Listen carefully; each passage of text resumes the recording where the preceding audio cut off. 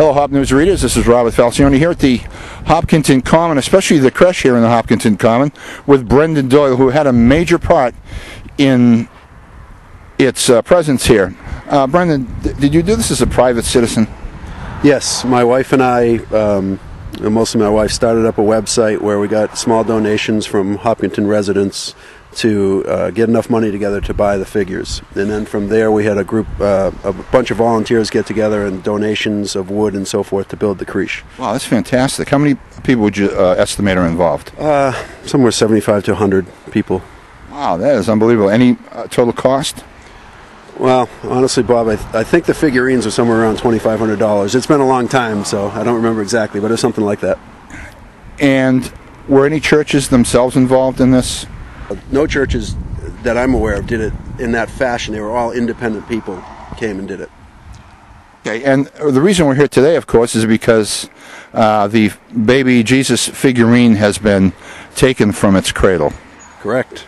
Last week.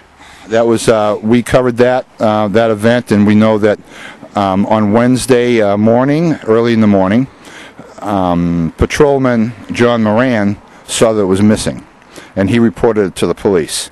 And I don't know that they have any leads. I think a lot of people, including the police, are very hopeful that it will be returned on the day that Jesus was born. Do you have any feelings on that? I'd just like it returned. Regardless if it's tomorrow, that'd be great. As long as it's returned undamaged, that'd be wonderful. Do you think it's a prank? Do you think someone that has been suggested has done this because they think Jesus shouldn't be in there until Christmas Day?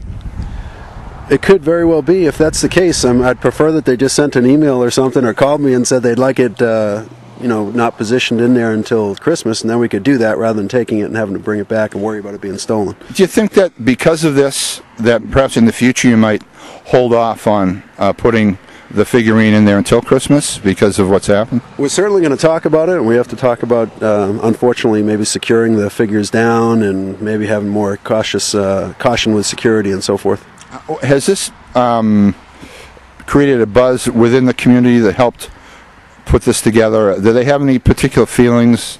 Are they do they feel sorrow about this, or are they just hopeful that someone will return it? It seems that people I've talked to, Bob, are more hopeful that it was a prank and it'll show back up and nobody will know the difference next year. Well, we're certainly hoping that too, and perhaps we'll see this by tomorrow morning returned, as a lot of people do believe. And is the Parks and Rec involved in this at all? Do they have to give permission to do this? Yeah, as a private citizen, I requested permission to set the Creche up on the Common. And we can see if the video person pans over to the gazebo, we see we might call it a Christmas tree if we could. And we also see a menorah over there.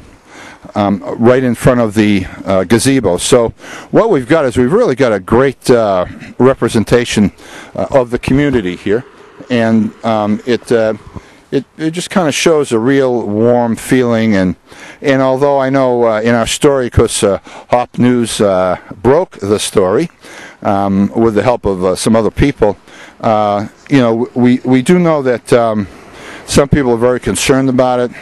We know that a lot of people worked very hard, and we're very hopeful that this is going to return. Brendan, thank you very much for coming up and speaking with us, and we just wish everybody a Merry Christmas. Thank you. Thank you.